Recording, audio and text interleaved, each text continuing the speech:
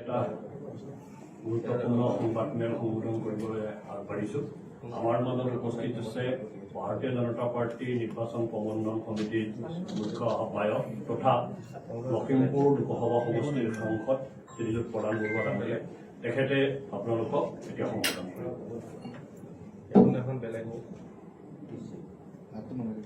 নমস্কাৰ সাংবাদিক বন্ধুসকল, মোৰ সৈতে আছে ৰঞ্জিত শৰ্মা ডাঙৰীয়া। আমাৰ ডাবল ইঞ্জিন চৰকাৰ বিগত 10 বছৰত আমি অসমৰ কাৰণে যথেষ্ট কাম কৰিবৰ কাৰণে আমি সক্ষম হৈছিলোঁ আৰু এই 10 বছৰত আমাৰ কামৰ যি পৰিৱৰ্তন আহিছিলে সেইখিনি বিশ্ব মানদণ্ডৰ লগত আমি কম্পেয়াৰ কৰিব পাৰোঁ। মূলতঃ আমি যোৱা 5টা বছৰত জাগিৰোডৰ যি আমাৰ ছেমি কণ্ডাক্টৰ প্ৰজেক্ট, এই ছেমি কণ্ডাক্টৰ প্ৰজেক্ট আমি গোটেই ৱৰ্ল্ড ক্লাছৰ লগত আমি কম্পেয়াৰ কৰিব পাৰোঁ, যিটো আমাৰ 27,000 কোটি টকাৰে তাত নিৰ্মাণ অৱস্থাত আছে আৰু খুব কম সময়ৰ ভিতৰতে তাত আমাৰ প্ৰডাকশ্যন ষ্টাৰ্ট হ'ব আৰু অসমৰ বহু যুৱক যুৱতীয়ে ইতিমধ্যে কৰ্মসংস্থাপন পাইছে আৰু বহুত যুৱক যুৱতীয়ে তাত কৰ্মসংস্থাপন পাবৰ কাৰণে সক্ষম হ'ব।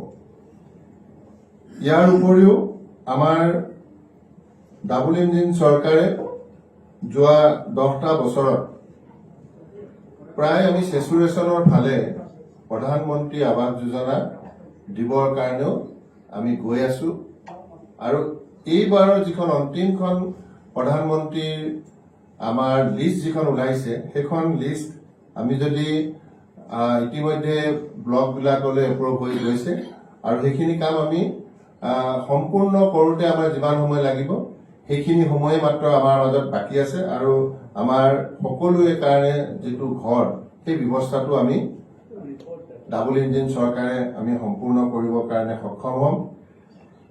ইয়াৰ উপৰিও আমাৰ ট্ৰেফিক ইণ্টেনচিটিতকৈ বেছি স্পীডত আমি উন্নত ধৰণৰ ৰাস্তা বনাবৰ কাৰণে আমি সক্ষম হৈছোঁ।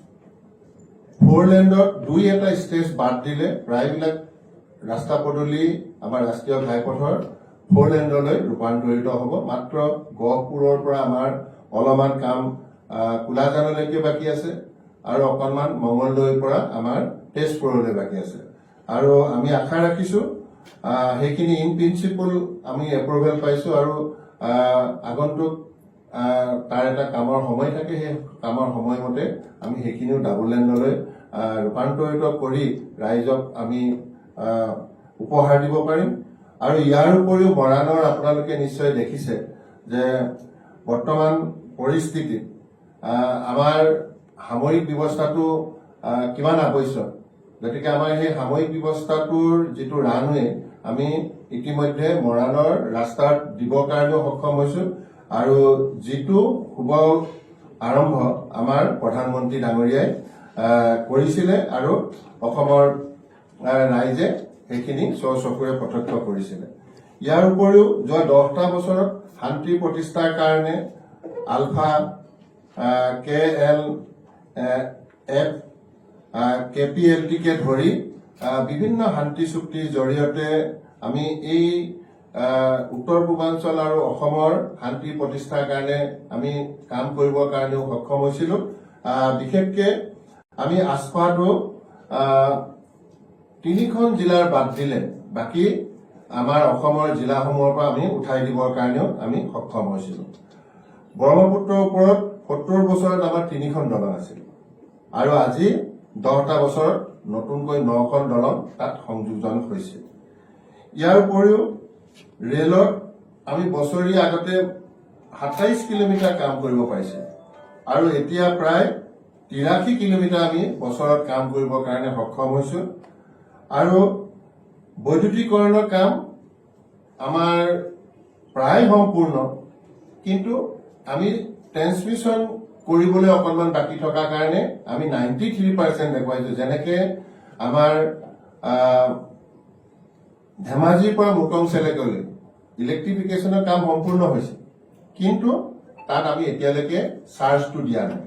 ঠিক তেনেধৰণে বাকী থকাৰ কাৰণে আমি 93% কৈছো, কিন্তু আমাৰ 100% তাত সম্পূৰ্ণ হৈছে। ইয়াৰ উপৰিও কেন্দ্ৰীয় বাজেটৰ ধন আগতকৈ বহুত পৰিমাণে আমাৰ ইনক্ৰিজ হৈছে, আৰু এতিয়া আমি 66,000 crores পৰিৱৰ্তে আমি 1.5 লাখ কোটি এতিয়া আমি পাবৰ কাৰণে সক্ষম হৈছো। ইয়াৰ উপৰিও আমি গুৱাহাটীকে আদি কৰি কাজিৰঙা, গুৱাহাটীত এটা বহু হাজাৰ কোটি টকাৰে ৰিং ৰোড বনোৱাৰ কাৰণে পৰিকল্পনা কৰা হৈছে। জাগিৰোডৰ এলিভেটেড কৰিডৰৰ কাৰণে আমি ইতিমধ্যে আধাৰশিলা স্থাপন কৰিছো, আৰু ব্ৰহ্মপুত্ৰৰ গহপুৰ আৰু নুমলীগড়ৰ যিটো টানেলৰ ব্যৱস্থা, য'ত আমাৰ সুৰক্ষা দিশবিলাকো আছে, ৰেল কানেক্টিভিটি আছে, তেনেকুৱা ধৰণৰ প্ৰজেক্টটো আমি যোৱা 10টা বছৰৰ ভিতৰত আমি আনিবৰ কাৰণে আমি সক্ষম হৈছো। ইয়াৰ উপৰিও স্বাস্থ্য আৰু শিক্ষা খণ্ডত এইমছ আহিছে, IIM আহিছে, আৰু ইয়াৰ উপৰিও আমাৰ 24খন জিলাত আমাৰ মেডিকেল আমাৰ কৰবাত এই বছৰ আৰম্ভ হ'ব, আৰু প্ৰায়বিলাক ডিষ্ট্ৰিক্টতে আমাৰ ইতিমধ্যে মেডিকেলৰ পাঠ্যক্ৰম আৰম্ভ হৈছে, সেৱা আৰম্ভ হৈছে। গতিকে 10টা বছৰত আমি এই কামবিলাক কৰিবৰ কাৰণেও আমি সক্ষম হৈছো। গড় নিৰ্ধাৰণৰ ক্ষেত্ৰত আপোনালোকে সকলোৱে জানি সুখী হ'ব যে আমাৰ 2022ৰ পৰা আজিৰ দিনটোলৈকে গড় নিৰ্ধাৰণ এই সংখ্যাটো 0 হৈছে। গতিকে এই ক্ষেত্ৰতো সফলতা আপোনালোকে নিশ্চয় দেখিবৰ কাৰণে সক্ষম হৈছে।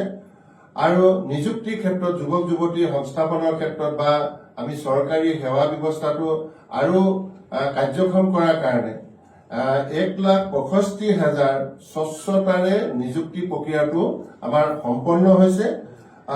ইয়াৰ উপৰিও আগন্তুক দিনত আমি আশা ৰাখিছো যে আৰু ইয়াতকৈ অধিক আমাৰ স্বচ্ছতাৰে নিযুক্তি আৰু বেছি দিয়াৰ কাৰণে চৰকাৰে ইতিমধ্যে আমি দলে প্ৰস্তাৱ ৰাখিছো। নিশ্চয় এইখিনিও আপোনালোকে মেনিফেষ্টো সময়ত আপোনালোকে নিশ্চয় পাব। ইয়াৰ উপৰিও অসমীয়া ভাষাই ধ্ৰুপদী ভাষা স্বীকৃতি পাইছে। চৰাইদেউ মৈদামে আমাৰ হেৰিটেজ সাইট হিচাপে স্বীকৃতি পাইছে। গতিকে গামোচাও আমাৰ GI টেগ পাবৰ কাৰণে আমাৰ সক্ষম হৈছে। ইয়াৰ উপৰিও আমাৰ 3,33,000 চাহ বাগানৰ ৰাইজে মাটিৰ পট্টা পাবৰ কাৰণে সক্ষম হ'ব।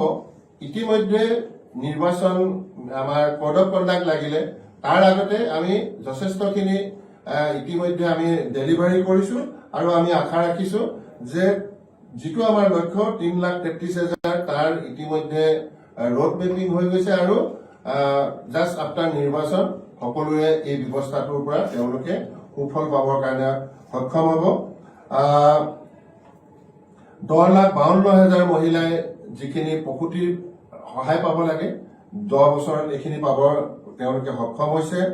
গতিকে ডাবল ইঞ্জিন চৰকাৰ থকাৰ কাৰণে আমি এই কামবিলাক খুব সহজতে আৰু ভাল ধৰণে স্বচ্ছতাৰে আমি ডেলিভাৰী কৰিবৰ কাৰণে আমি সক্ষম হৈছো। ইয়াৰ উপৰিও আমাৰ যিখিনি স্বাস্থ্য বীমা প্ৰায় আমি কাভাৰ কৰিবৰ কাৰণে সক্ষম হৈছো, আৰু ইতিমধ্যে কেন্দ্ৰীয় চৰকাৰৰ কেইবাটাও প্ৰজেক্ট আছে, তাৰ জৰিয়তে সকলোৱে স্বাস্থ্য বীমাৰ খুব নমিনেল এটা হেৰি কৰিও সকলোৱে পাবৰ কাৰণেও সক্ষম হৈছে। কিন্তু চৰকাৰী ব্যৱস্থা আয়ুষ্মান ভাৰতৰ জৰিয়তে আমি এই আঁচনি প্ৰায় BPL ফেমিলিক দিবৰ কাৰণে আমি সক্ষম হৈছো।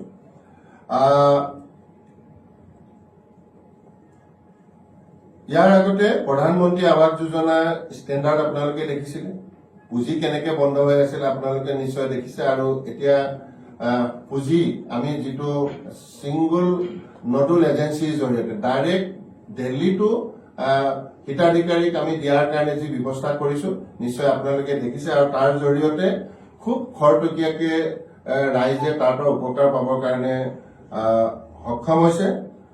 ইয়াৰ উপৰিও